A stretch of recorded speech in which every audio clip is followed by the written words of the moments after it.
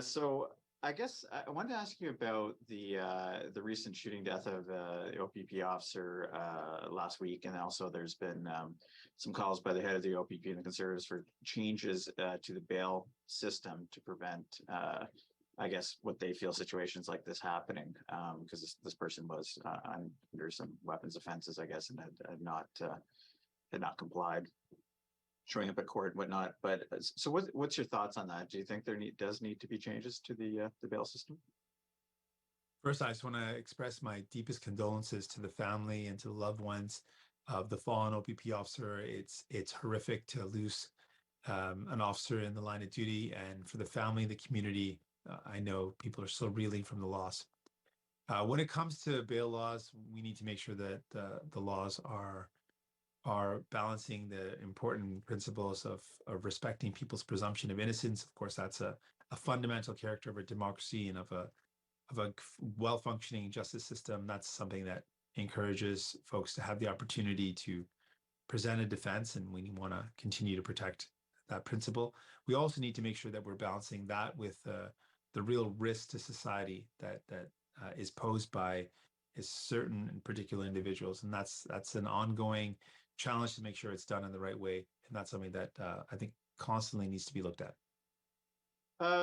Yeah, maybe I'll ask in a different way. Do you think, though, the Conservatives' response and perhaps the OPP or the person that's ahead of it is a little bit of a knee-jerk reaction in terms of bail, because this person's Indigenous, and it's well known that Indigenous people are often actually denied bail and don't get the same access to rehabilitation, and that a lot of people just feel, having more people in jail it's not working in our country. Do you think they sort of I guess maybe been a bit politicized the issue, perhaps, and rather than really looking at the broader issue of our bail system and what is best for rehabilitation? I would always I should say this more carefully. It is common that the Conservatives would politicize issues around concerns around criminal justice. It seems to be something that Conservatives often do. It is a very serious matter. It should be taken seriously, and it shouldn't be something that's politicized. It should be about what we're doing to keep people safe and to keep our community safe, and not responding in a way that is overly charged with trying to win political points, but making a decision that is in the best interest of society.